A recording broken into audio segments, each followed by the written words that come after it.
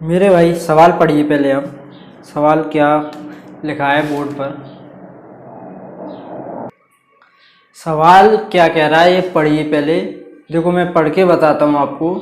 किसी संख्या को, मेरे भाई, किसी संख्या को 52 से भाग किया जाए तो शेषफल 45 बचता है। उसी संख्या को 13 से भाग करें, R4 रिमाइंडर लिखा है वो। अगर उसी संख्या को 13 से भाग करें तो शेषफल क्या बचेगा। आर का मतलब रिमाइंडर, ठीक है। तो आपको बताना है कितना शेषफल बचेगा उसी संख्या को अगर 13 से भाग करें। तो उससे पहले मैं थोड़ा सा कॉन्सेप्ट बता दूं आपको। तो देखो, जैसे मैंने भाई ये कोई संख्या लिखी 9 छोड़ो, इसी को ले लेते हैं 52 को। इस वाली 52 को ले लिया, मैं इसको 13 से भाग कर रहा हूं।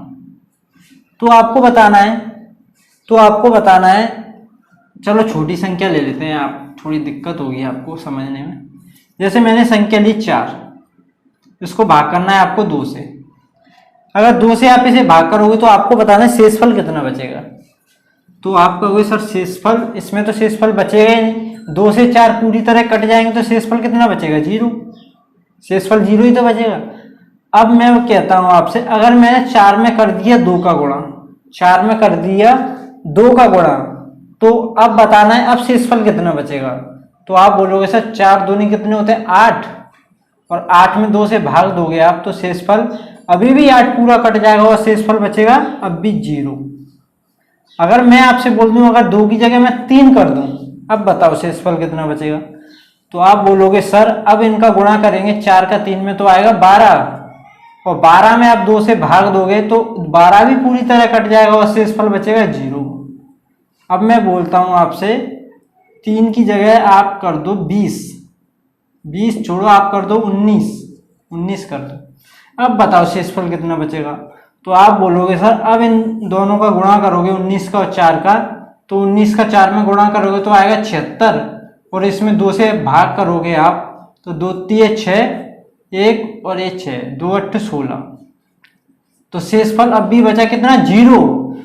तो आप क्या सीखे यहां से मेरे भाई, अगर आप किसी संख्या में भाग दे रहे हो वो उसमें पहले से ही भाग जा रहा है पूरा 0, अगर शेषफल 0 बच रहा है तो किसी का भी गुणा करो, इधर 1 का 2 का 4 का 10 का 100 का 200 का, शेषफल जब भी कितना आएगा 0। सिर्फ इतनी सी बात बताई मैंने आपको, इसे ध्यान रखो।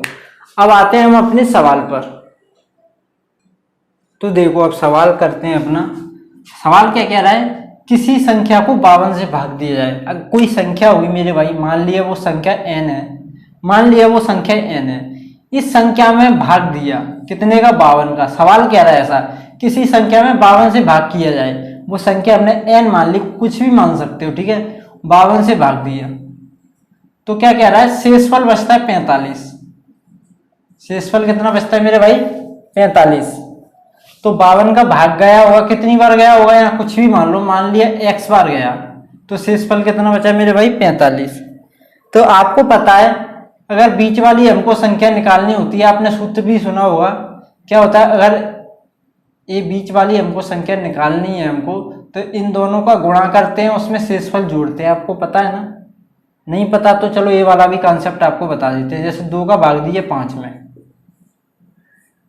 जैसे इसका भाग दिया 2 दूनी 4, शेषफल बचा 1। अगर हमको ये वाली संख्या निकालनी है, ये 5 मान लो हमको दिया नहीं है, ये हमको पता नहीं है, अगर इसको निकालना है तो क्या करोगे, इन दोनों का गुणा करोगे, इन दोनों का गुणा, ठीक है, इन दोनों का गुणा करोगे, 2 का 2 में करोगे कितना आएगा, 4, और शेषफल होगा उसे आप जोड़ दोगे, तो 4 और 1 5, आगे बीच वाली संख्या।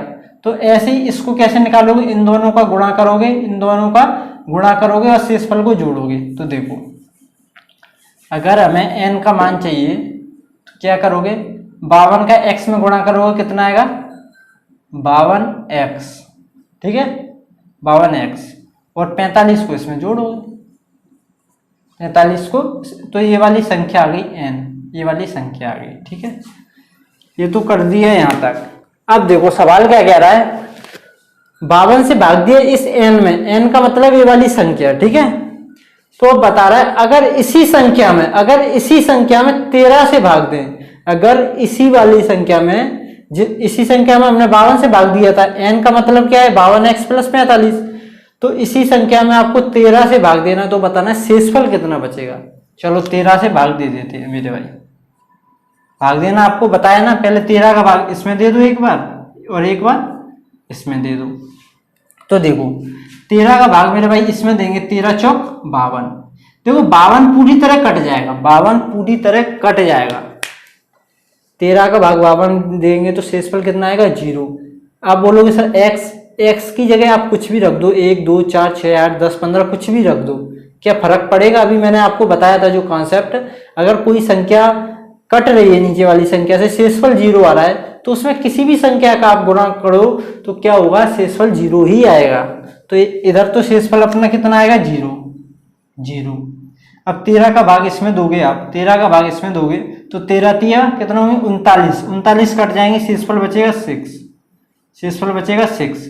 तो 0 और 6 को आप जोड़ोगे, प्लस का साइन है ना, 0 और 6 को आप जोड़ोगे तो कितना आएगा 6। तो मतलब हुआ क्या मेरे भाई, टोटली आंसर आया कि इसी संख्या में हम 13 से भाग देंगे तो हमारा आंसर 6 आएगा।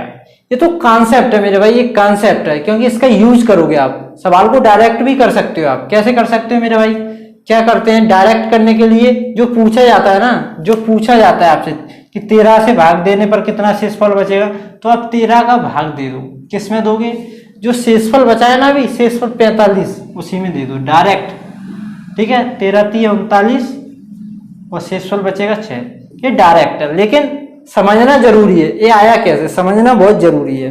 ठीक है, डायरेक्ट भी सेम ऐसा ही सवाल आएगा, समझ आप चुके हो, मैंने समझा दिया आपको। अब डायरेक्ट करोगे आप, संख्या यहाँ पे चेंज करूंगा और डायरेक्ट करोगे आप। ठीक है, देखो आपके सामने मैंने सवाल चेंज कर दिया, संख्याएं चेंज कर दी हैं। देखो अब सवाल क्या है, बस 52 को चेंज नहीं किया, इधर चेंज कर दिया मैंने, इधर चेंज किया है। किसी संख्या को 52 से भाग किया जाए, कोई संख्या होगी उसमें हम 52 से भाग देंगे तो शेषफल 27 बचता है। ठीक है, सवाल के अकॉर्डिंग शेषफल कितना बचता है 27। अगर उसी संख्या में, किस संख्या में, जिसमें हमने 52 से भाग दिया था, उसी संख्या में हम अब देंगे 26 से भाग, मेरे भाई 26 से भाग दें उसी संख्या में, तो शेषफल कितना बचेगा। तो अब क्या करोगे, अब डायरेक्ट करोगे आप। तो क्या करोगे, जिससे आपको भाग देना है, अब 26 से डायरेक्ट भाग दोगे किसमें, जो पहले शेषफल बचा है, पहले क्या शेषफल बचा है 27, तो 26 एकम 26 और शेषफल कितना बचा है 1। ठीक है, हर एग्जाम में पूछे जाते हैं, इसका कोई वो नहीं है कि किसी एक विशेष एग्जाम में पूछे जाते हो, हर एग्जाम में पूछे जाते हैं सवाल, तो हर एग्जाम के लिए जरूरी है ऐसे सवाल। ठीक है, ये डायरेक्ट है। और सवाल लेते हैं, संख्याएं चेंज करता हूं। देखो मैंने संख्याएं चेंज कर दी हैं, इस सवाल को करो आप। इस सवाल का आंसर आपको बताना है, वो भी 5-10 सेकंड के अंदर। चलो 10 सेकंड दे दिए। सवाल क्या है, किसी संख्या को 51 से भाग किया जाए तो शेषफल 22 बचता है, उसी संख्या को 17 से भाग करें तो शेषफल क्या बचेगा। जल्दी आंसर बताओ। देखो मैंने आपको 10 सेकंड बहुत ज्यादा दे दिए, आपको क्या करना है, जो जिससे पूछा है उसी का भाग दे दो, 17 का भाग दे दो डायरेक्ट, जो अभी शेषफल बचा है 22 में। ठीक है, 17 एकम 17 और शेषफल कितना बचेगा मेरे भाई 3 2 5, सिंपल। ठीक है, एक सवाल और, संख्या चेंज करता हूं मैं, संख्या चेंज कर दी है मैंने। इस सवाल को करो, आपके पास 10 सेकंड है। ठीक है, 10 सेकंड जल्दी करो, क्या जवाब आता है आपका। एक टाइप के क्वेश्चन मैंने काफी करा दिए, अब टाइप चेंज होगा इसका। तो देखो सवाल को देखो, सवाल को देखो क्या है, 33 से भाग देने पर कितना शेषफल बचेगा। तो डायरेक्ट 33 का भाग दे दो आप, किसमें, जो शेषफल बचा है ना अभी, क्या बचेगा 33 से कम 33, कितना आया आंसर 2, तो शेषफल कितना बचेगा 2। तो देखो मैं एक बात बताऊं आपको, ये डायरेक्ट वाला मेथड तो यूट्यूब पे काफी लोग बता देते हैं, जो कॉन्सेप्ट रियल कॉन्सेप्ट वो मैंने आपको पहले बताया, उसके बाद क्वेश्चन बताया, लेकिन उसको बताने के पीछे क्या मेरा मेन मुद्दा था कि जो आगे जो सवाल आएंगे वो शॉर्ट नहीं होंगे, वो थोड़े हाई लेवल के सवाल होते हैं, तो उनके लिए वो कॉन्सेप्ट जानना बहुत जरूरी होता है, उसी कॉन्सेप्ट से वो सवाल होते हैं। ठीक है, तो अगला इसका जो नेक्स्ट लेवल है वो कल की वीडियो में डिस्कस करेंगे, तो मिलते हैं नेक्स्ट वीडियो में। Thank you.